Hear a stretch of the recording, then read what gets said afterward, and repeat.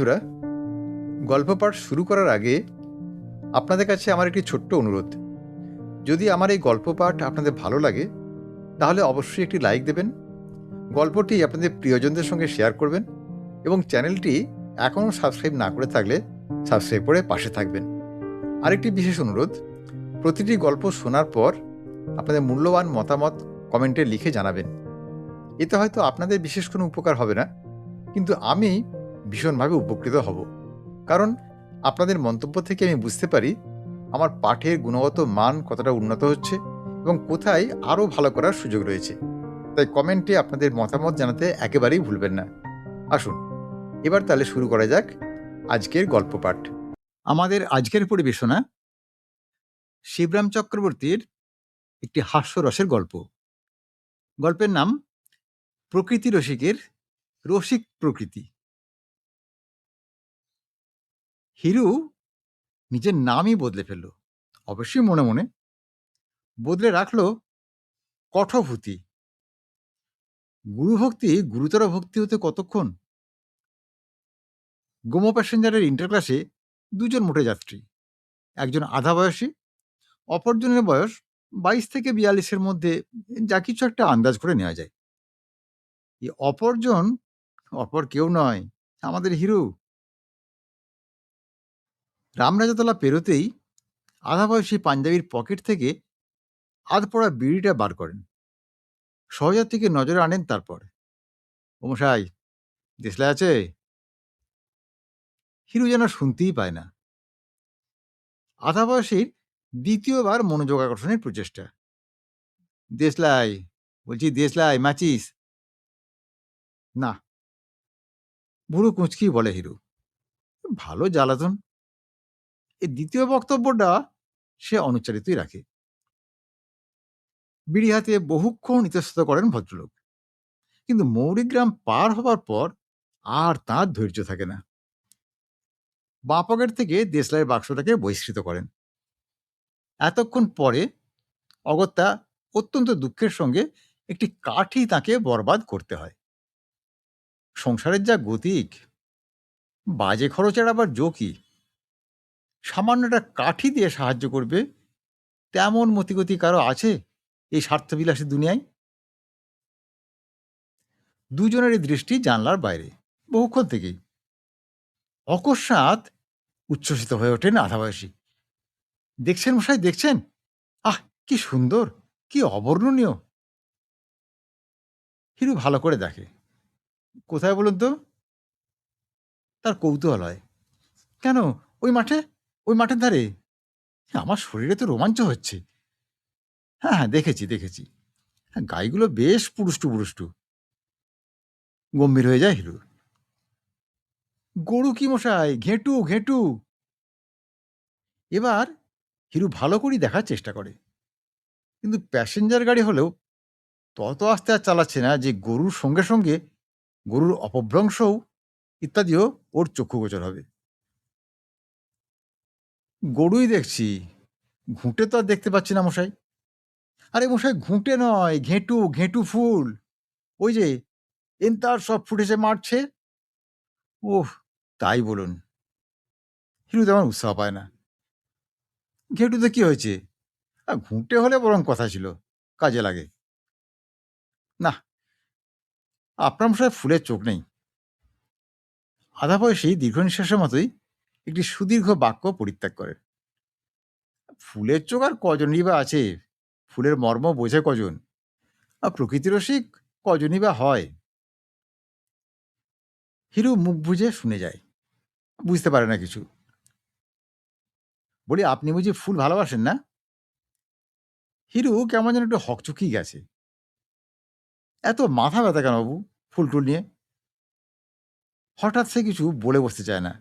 কে জানে, ফুলকে না চেনা হয়তো একটা অমার্জনীয় অপরাধ, ফুলকে ভালো না বাসা হয়তো একটা ঘোরতর বোকামি, কে জানে। অনেক ভেবেচিন্তে স্মৃতিসমুদ্র একবারে তোলপাড় করে ওয়াকিবহাল হয়ে তবে সে জবাব দেয়, হ্যাঁ, ভালো তো বাসি। মাথা নেড়ে এসে বলে, হ্যাঁ, ভালোবাসি বই কি, নিশ্চয়ই। আপ্যায়িত হন আধা বয়সী। আচ্ছা, কোন ফুল আপনার প্রিয়? হিরু আঙুল কামড়ায় আর ভাবে। মাস্টারের দুরূহ প্রশ্নের সামনে বিগত শতাব্দীতে ক্লাসে দাঁড়িয়ে যা ছিল তার বদঅভ্যেস। কোন ফুল? ভদ্রলোক একে একে নাম ঘোষণা করেন। কুমুদ, কল্লার, করবী, বেল, জুঁই, চামেলি, মালতী, বকুল, গন্ধরাজ, হেনা, কেয়া, স্থলপদ্ম না জলপদ্ম? হিরু তখনও দাঁত খুঁটছে। তার প্রিয়তম ফুলের নামটি সর্বজন সমক্ষে জাহির করবে কিনা ভাবছে মনে মনে। ভদ্রলোকের দ্বিতীয় তালিকা ততক্ষণে প্রকাশিত হয়েছে। চাপা, ডেজি, ভায়োলেট, ড্যাফোডিল, রডোডেন্ড্রন। এবার পিলে চমকে যায় হিরুর। একবারে মরিয়া হয়ে সে বেফাঁস করে ফেলে ফস করে। আমি আমি ভালোবাসি, বলবো কুমড়োর ফুল। বেসনে ভেজে মা বড়া করেন তো, বেশ খেতে। বড়ার আঘাত যেন বিনা মেঘে বজ্রপাত। সামলে উঠতে অনেকক্ষণ লাগে ফুল দরদির। ততক্ষণে আদুল ছাড়িয়েছে গাড়ি। ভাবতে ভাবতে চলেছেন ভদ্রলোক। প্রকৃতির প্রতি প্রেমই প্রকৃত প্রেম। সেই রসে কি রসিক করে নেবেন এই আনাড়িকেও? এই নেহাত কুমড়ো কাতরকে তার স্বধর্মে দীক্ষিত করা কি সহজ হবে? করবেন কে তিনি সেই মহৎ দুশ্চেষ্টা? অবশেষে বহু চিন্তার পর প্রকৃতি প্রেমের প্রথম ভাগ তিনি উন্মুক্ত করেন। ওই যে দূরে দেখতে পাচ্ছেন? কি দেখছেন বলুন তো? খুব ভালো করে পর্যবেক্ষণ করে হিরু। ঘেঁটু? কই, ঘেঁটু তো আর দেখছি না। ঘেঁটু কেন, গাছপালা। গাছপালা দেখছেন না? দেখবো কি মশাই, সব পালাই যে। অক্ষর পরিচয়ে গোড়াতেই বাধা। বৃক্ষ বিশারদ একটু বিচলিত হন। এখন গাড়ি ছুটছে কি না তাই অমন পালাচ্ছে, নইলে কিন্তু ওরা পালায় না, ঠায় দাঁড়িয়ে থাকে, নড়ে চড়ে না পর্যন্ত। মানুষের চেয়ে প্রকৃতিকে ভালোবাসা আরতে সুবিধে। মানুষ পালিয়ে যায়, প্রকৃতি না, একেবারেই পালায় না, তাড়া করলেও না। হিরু বলে, হুম, মানুষকে আমরা ভালোবাসি কেন? শিক্ষা এগিয়ে চলে গাড়ির সঙ্গে টক্কর মেরে। হাত পা আছে বলি তো, মোটে দুটো পা আর দুটো হাত, তার বেশি কিন্তু একটাও না। আর গাছপালার শত শত বাহু, ওইগুলোই তোর শাখা প্রশাখা। তবে গাছপালা ফেলে মানুষকে আমি ভালোবাসতে যাবো কেন? গাছে কিন্তু পা নেই। হিরু ক্ষোভ প্রকাশ করে। হ্যাঁ, তাই তো পালাতে পারে না, তাই তো ওর নাম পাদপ। সেই কারণেই তো মানুষের চেয়ে ওরা এত উপাদেয়। হিরু ঘাড় নাড়ে। তা বটে। ফুল না ধরুক, এতক্ষণে ফল ধরেছে দেখে ভদ্রলোক পুলকিত হন। শিক্ষাদানের পর এবার পরীক্ষা শুরু হয়। আচ্ছা, আপনি কি মানুষকে ভালোবাসেন? মানুষকে? হিরু কেমন যেন সন্দিগ্ধ হয়। মানুষকে ভালোবাসো কেন? সত্যি তো, মানুষকে কেন ভালোবাসতে যাব? কি আছে মানুষের? প্রকৃতির রূপগুণের কাছে মানুষের ভালোবাসা? মানুষকে ভালোবাসার ঝক্কি কত, ঝঞ্ঝাট কত। তাকে চপ খাও, কাটলেট খাওয়াও, বায়োস্কোপ দেখাও, তাকে প্রেজেন্ট দাও, তার কাছে প্রেজেন্ট থাকো। দূর দূর, মানুষকে আবার ভালোবাসে মানুষ? তারপর সে যদি ভুলে প্রতিদান শুরু করে, তখন তো আবার আর এক হ্যাঙ্গাম। তার ভালোবাসার ধাক্কা সামলাও। মানুষ খেপলে আর রক্ষে আছে? তখন পালিয়ে বাঁচো, পারো যদি। ঝঞ্ঝাট কত। হ্যাঁ, সে যা বলেছেন। হিরুর অভিজ্ঞতার সঙ্গে খাপে খাপ মিলে যায়। দেখুন, প্রকৃতির বেলা কিন্তু এসব মুশকিল নেই মশাই। এক পয়সা বাজে খরচা নেই। রসিক লোক প্রথমে রশি দিয়ে বাঁধেন, পরে শিক দিয়ে বেঁধেন। আসল কথাটি তিনি ব্যক্ত করেন অবশেষে। হিরু মুহ্যমান হয়ে পড়ে। তা আমিও আজ থেকে মানুষকে তালাক দিয়ে দিলাম, একদম।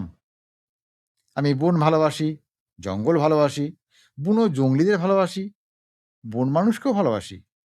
কিন্তু মানুষ, মানুষ আমার দু চক্ষে বিষ। টাকা ধার নেয়, নিয়ে সুদ দেয়।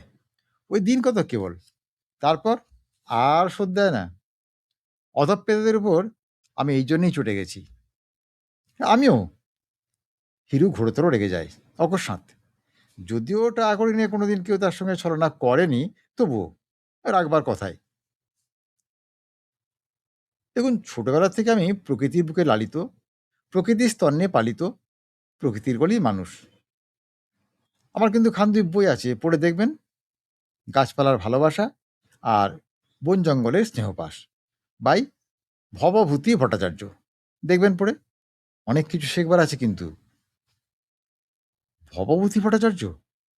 ইনি, তাহলে ইনি সেই সুবিখ্যাত, সেই প্রায় অপরাজেয়? হিরু তো একবারে অভিভূত হয়ে যায়। নিজের নামই বদলে ফেলে।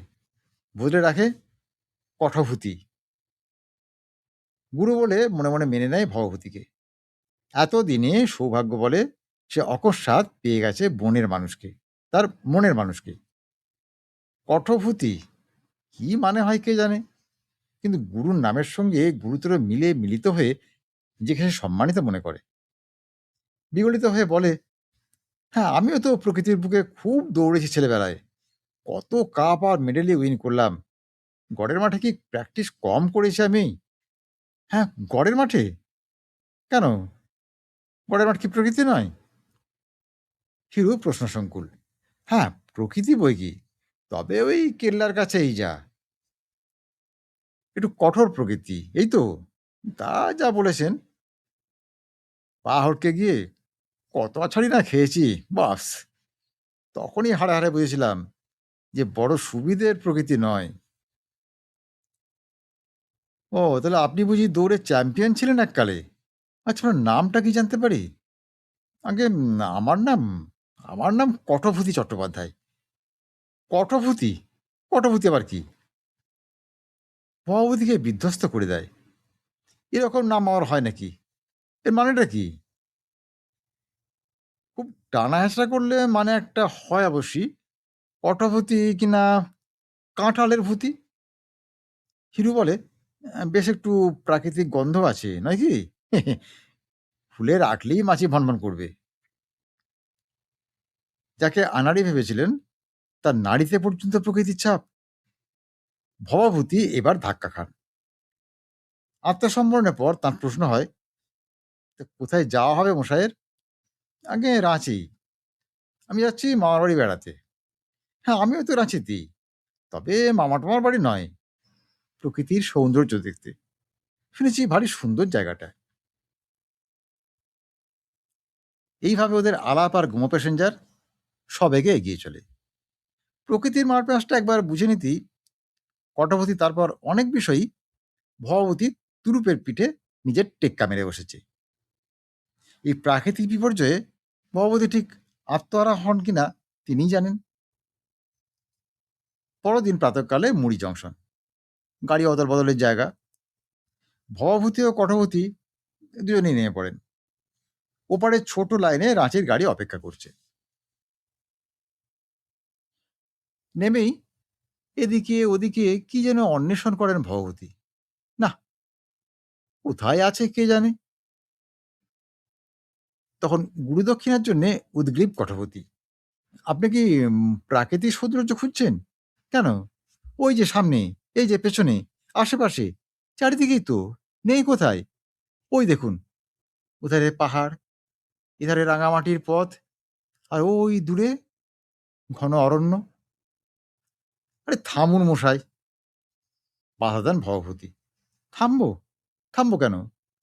প্রকৃতির সামনে এমন হৃদয়াবেগ কখনো থামতে পারে? ওই, ওই দূরে দিগ্বলয় রেখা, আকাশের সুনীল গায়ে ভাঙা মেঘের কারচুপি।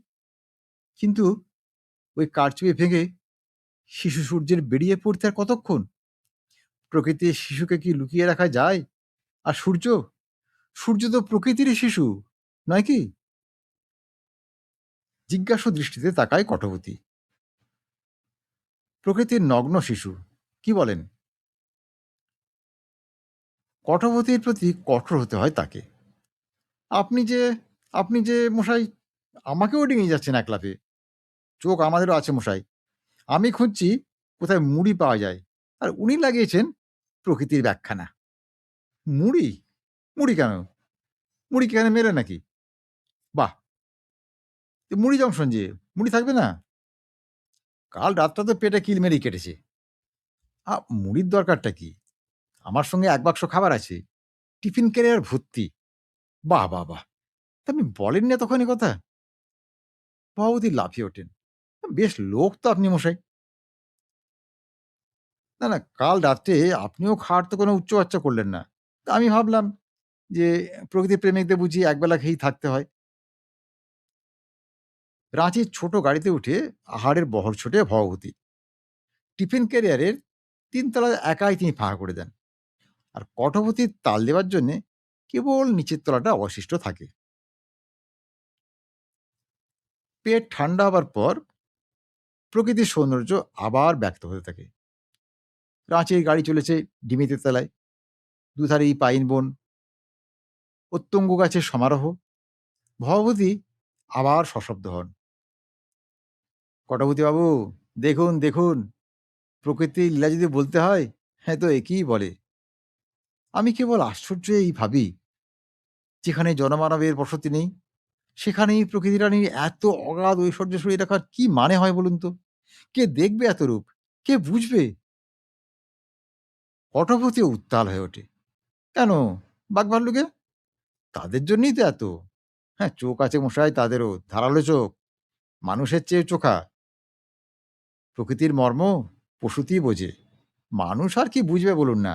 তা বটে, সখেদে বলেন Bhavabhuti. Beauty and the beast বলে একটা কথা আছে বটে। কিন্তু কথা তো তা নয়। কথা হচ্ছে যখন চাল সে ধরবে, চোখে ভালো দেখতে পাবো না। এই পাইন গাছের সার, ওই দূরের পাহাড় আর আমার চোখে ধরা দেবে না। তখন? তখন আমি বাঁচবো কি করে? কি নিয়ে বাঁচবো? কি জন্যই বা? কেবল এই আমি ভাবি। তার পরিত্যক্ত দীর্ঘ নিঃশ্বাসের সঙ্গে সঙ্গেই কটভূতির ব্যবস্থাপত্র বেরিয়ে যায়। কেন? তখন আপনি আত্মহত্যা করবেন। কি জন্য আর বাঁচতে যাবেন? আত্মহত্যা? ভবভূতির প্রাকৃতিক পিত্ত চড়ে যায়। মরা কি এতই সোজা? হ্যাঁ, তাহলে আর ভাবনা ছিল না। এমন আর শক্তটাই বা কি? টিকে না নিয়ে বসন্ত রোগীর মরা ফেলুন। কাঁঠাল খেয়ে কলেরা রোগীর সেবায় লেগে যান। তাহলে আর দেখতে শুনতে হবে না। আত্মহত্যার পাপও ফসকাবে, অথচ সহজেই এটি এসে যাবেন। দেহরক্ষার এই অবলীলাক্রম ঘুরিয়ে নাক দেখানোর এই ঘোরালো কায়দা একেবারেই ভালো লাগে না ভবভূতির। এই জন্য একটা আত্মমেতে রাজসূয় ব্যাপার। তিনি পাশ কাটিয়ে কেটে পড়তে চান। না, কি দরকার? চাল সে আর হবে না। এই বয়সে চাল সেবার কি ভয় আছে আর? ৬০-এর পর কি আর চাল সে হয় নাকি? পাগল! ৬০-এর বাচ্চাদের চালসেগ্রস্ত হবার সুযোগ লাভের পক্ষে এমনই বা কি অসম্ভব অসংগত রকমের বাধা আছে, এই নিয়ে দুজনের মধ্যে ঘোরতর তর্কের উপক্রম বাদতেই শিলি স্টেশন প্রসঙ্গের মাঝখানে এসে পড়ে বিরল দর্শনের সমস্যাকে বেমালুম চাপা দিয়ে দেয়। শিলি পেরোতি দীর্ঘকায় শালগাছের জড়তা, দুধারে এই দিগন্তপ্রসারী বিশালতার দিকে তাকিয়ে আচম্বিতে উতলে ওঠেন ভবভূতি। কতক্ষণই বা এই অপরূপ রূপসজ্জা পান করতে পারবো? কি জোরেই যে ছুটছে গাড়িটা! এক্ষুনি সব পেরিয়ে যাবে, হারিয়ে যাবে, ফুরিয়ে যাবে। দেবো চেন টেনে? গাড়ির শেকড়ের দিকে ভ্রুকুটি কুটিল ভ্রুক্ষেপ কটভূতির। কেন? চেন কেন? তাহলে এখনই গাড়ি থেমে যাবে? এখানে কিছুক্ষণ দাঁড়িয়ে থাকবে? বাহ!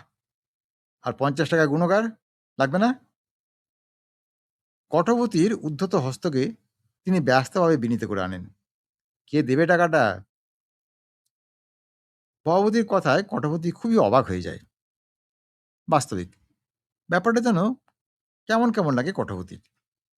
টাকার জরিপে যারা সুষমার পরিমাপ করে, জরিমানার ভয়ে হাত গুটিয়ে নেয়, কটভূতি কখনো তাদের মাপ করতে পারে না। রূপে রাজ্য হু হু শব্দে হটেই চলে। কটভূতি গুম হয়ে থাকে। এরপর একটা ওয়াটারিং স্টেশন। ইঞ্জিনে জলযোগের সুযোগে গাড়ি বেশ কিছুক্ষণ সেখানে দাঁড়ায়। আসছি বলে উঠে পড়ে কটবতী স্টেশনের উল্টো দিকে নেমে হঠাৎ সে অন্তরিত হয়। বহুক্ষণ আর তার দেখাই নেই। এদিকে ভগবতী খুব ব্যস্ত হয়ে পড়েন। গাড়ি যে এক্ষুনি ছেড়ে দেবে। গুরু বড়ই বটেন, কিন্তু শিষ্য দড় হয়ে উঠলে গুরুকে লঘু করতে কতক্ষণ? ফিফথ ক্লাসের ছেলে যখন ফিফথ ইয়ারে পড়ে, তখন স্কুলের ফিফথ মাস্টারের কি দশা হয় তার কাছে? কটবতীর প্রকৃতিপ্রীতির উদ্দামতার কাছে নিজেকে অকিঞ্চিৎকর মনে হয় ভগবতীর। তাহলে কি ছোকরা এই প্রাকৃতিক সাম্রাজ্যে হারিয়ে গেল না তো? চতুর্দিকে ব্যাকুল দৃষ্টি ভগবতীর। মাই শাল গাছগুলোর আপাদমস্তক। কে জানে কোথায় কোন গাছের ডগায় ডাল ধরেই দোল খাচ্ছে হয়তো খেপে গিয়ে। কিন্তু ছাড়বার মুখেই হাঁপাতে হাঁপাতে গাড়িতে এসে ওঠে। হ্যাঁ, কাজ সেরেই এসছি। হাঁপাতে হাঁপাতে বলে, আফসোস আর রাখলাম না। কিসের আফসোস? কোথায় গেছলুম বলুন তো? তা আমি কি করে বলবো? ভগবতীর মেজাজ তখনও বেশ তেতে। কোনো গাছের সঙ্গে লেপটে ছিল হয়তো। হুম, যা গেছো কাণ্ড কারখানা দেখিয়েছো, আশ্চর্য কিছু নয়। না না, এই 20 মিনিট আমি 1.5 মাইল দৌড়ে গেছি আর দৌড়ে এসছি জানেন। ও, একটু হাওয়া খেয়ে গেলে বুঝি? না না, হাওয়া নয়। ওই 1.5 মাইল দূরে এক জায়গায় রেলের লাইনটা বেঁকে গেছে, আর সেই বাঁকের মুখে ফিস প্লেটটা সরিয়ে রেখে এলুম। কেন বলো তো? ফিস প্লেট তো 1 প্লেট ফিস নয় যে খেয়ে আরাম পাবে। ভগবতীর বিশ্বাস হয় না। না না, ওখান দিয়ে গেলেই গাড়ি ডিরেল হবে, উল্টেও যেতে পারে। ব্যাস, তখন একবারে মজা সে। প্রকৃতির সুধা রস পান করুন, 1 পয়সা খরচও নেই। এতক্ষণে সমস্ত রহস্যভেদ। মুখে বাক সরে না। ভগবতীর 2 চোখ ছানা বড়া হয়ে ওঠে। হ্যাঁ, তিনি কি তবে শুধু রাঁচিই যাচ্ছেন না, রাঁচিকে সঙ্গে নিয়ে যাচ্ছেন এক কামরায়, কাছাকাছি বসিয়ে? বিদ্যে মাত্রই গুরু মারা, কিন্তু তার চোট কি এত দূর গুরুকে প্রাণে মারাবাদি করাবে? কি সর্বনাশ! প্রকৃতি ভক্তির পরাকাষ্ঠা থেকে তার তাক লাগে। এবার আমাদের সৌন্দর্যের স্বর্গ থেকে 1 পা সরাই কার সাধ্য? চেন টানতেও হবে না, জরিমানারও ভয় নেই, বেশ মজা আসে। টেনে টেনে হাসে হিরু। হিরুর প্রাণটানা হাসির ধমকে, অব্যক্ত আতঙ্কে সর্বশরীর কণ্টকিত হয়ে ওঠে ভগবতী। কি ভয়ঙ্কর! আর মুহূর্ত বাকি আছে লাইনে বাঁকে পৌঁছতে। উল্টাতেই বার কতক্ষণ? ভাববারই কি সময় আছে চাই? কি করবেন ভগবতী? সময় থাকতে চেন টেনে গাড়ি থামাবেন? তাহলে তো আর জরিমানার দায় আছে। 1 আধ টাকা নয়, কড়কড়ে 50, নগদ গুনে নেবে। নইলে জেলেই দেয়, নাকি পাগলা গারো দিয়ে পড়ে, কে জানে। ভারী সমস্যায় পড়ে গেলেন ভগবতী। প্রাণ রক্ষা ও ধনানি, না ধন রক্ষা ও প্রাণহানি, এর কোনটা তিনি করবেন? এদিকে গাড়ির চাকা প্রতি মুহূর্তে এগিয়ে চলেছে দ্রুত বেগে, কিন্তু তিনি ভাবনার কোনো কুল কিনারা পাচ্ছেন না। গাড়ি বলেই চলেছে, ঘটাংঘাট ঘটাংঘাট ঘটাংঘাট। কি করা এখন? ওধারে অতগুলো টাকা যায়, আর এধারে যায় একখানি প্রাণ। আপাতত নিজের প্রাণটাকেই তিনি গণনা করছেন। গাড়ির আশ্রয় প্রাণীদের সম্বন্ধে তার দুশ্চিন্তা নেই। বাস্তবিক কি করা যায়? ঘটাংঘাট ঘটে ঘটুক, ঘটাংঘাট ঘটে ঘটুক। গাড়িটার আওয়াজ যেন বদলেছে বলে মনে হচ্ছে, যেন হতাশ হয়ে হাল ছেড়ে দিয়েছে বেচারা। টানবেন তিনি চেন, রুখবেন গাড়ির গতি, করবেন ক্ষতি বরদাস্ত। কেবল প্রাণহানি হলেও কথা ছিল, কিন্তু এই যে যুগপথ ধনপ্রাণহানি, একাধারে ধনান্তকর ও প্রাণান্তকর সমস্যার সম্মুখীন হয়ে একান্ত কাতর আমাদের ভগবতী। ঘটাংঘাট ঘটাংঘাট। আচমকা গাড়িটা আর্তনাদ ছাড়ে। ঘটাংঘাট ঘটাংঘাট, ঘটঘটাং ঘটঘটাং, দুর্ঘটাং দুর্ঘটাং, হঠাৎ বিরাট এক চিৎকার, আর তারপরেই বিকট বিপর্যয়। পেছন দিকের কামরাগুলো নেমেছে পাশের খাদে। কয়েকটা কামরার উঠবার দুশ্চেষ্টা ব্রেক ভ্যানের ছাদে, আর স্বয়ং ইঞ্জিন সাহেব তার চাকার বাহুগুলি ঊর্ধ্বে তুলে করতাল বাজাবার কায়দায় উবু হয়ে বসে গেছেন। আর মাঝের কামরাগুলো পরস্পর এমন কোলাকুলি বাঁধিয়েছে যে সেই মারাত্মক আলিঙ্গন থেকে তাদের টেনে ছাড়াই কার সাধ্য। চারধারে চেঁচামেচি, হইচই, হাহাকার। খবরের কাগজে এ ধরনের ব্যাপারে যেমনটি আমরা পড়ে থাকি, একবারে অবিকল সেই সব কাণ্ড। কিন্তু এই ইলাহি দৃশ্য উপভোগ করবার অবকাশ তখন কোথায় ভবভূতির? তিনি গড়িয়ে পড়েছেন এক গভীর গর্তে। প্রথমে তিনি পকেট হাতড়েছেন, তারপরে দেখেছেন ট্যাঙ্ক ঠিক আছে কিনা। তারপরই কাছাকে অনুভব করেছেন, কাছাই তার তৃতীয় মানিব্যাগ। তারপরে তিনি নিজেকে চিমটি কেটে দেখেছেন, না, ধনে প্রাণে মারা যাননি একেবারে। সারা দেহ তার ছেঁচড়ে ছড়ে একাকার, সর্বাঙ্গে একটা জ্বালাময়ী অনুভূতি।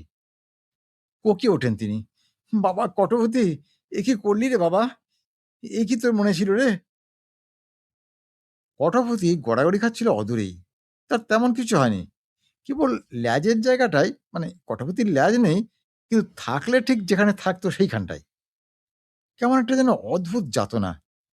কিন্তু হাসি মুখ বার করেই সেই জবাব দেয়, ভবতীদা, চারদিকে আবার তাকিয়ে দেখো দেখি, কি অপূর্ব, কি অপরূপ, কি চমৎকার! একেবারে প্রকৃতির গর্ভে আমরা এসে পড়েছি, প্রকৃতির রসে রসাতলে। এখন খুব মজা সে মশগুল হয়ে সেই প্রাণস্পর্শী টানা টানা হাসি। আর ভবতী রোষ কষায়িত নেত্রে তাকিয়ে থাকেন, প্রকৃতির প্রতি না, কিন্তু তার কঠোর দৃষ্টি কেবল কটভূতির দিকে।